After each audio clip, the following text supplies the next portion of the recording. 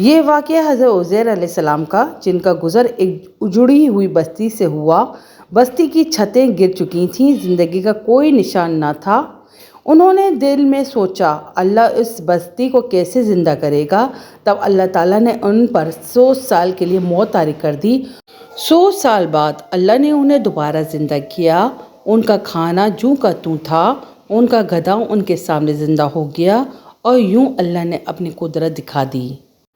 جب حضرت عزیر علیہ السلام واپس اپنی قوم کے پاس پہنچے تو لوگ انہیں پہچان نہ سکے، لیکن جب انہوں نے تورات دوبارہ زبانی بیان کی تو سب نے جان لیا یہ اللہ کا نبی ہے۔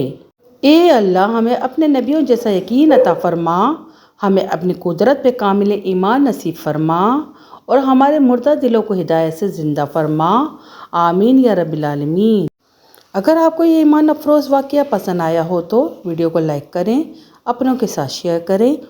ایلومینیشن وتھ مونا شہزاد کو سبسکرائب کرنا نہ بھولیں۔ ہم نے آنکھوں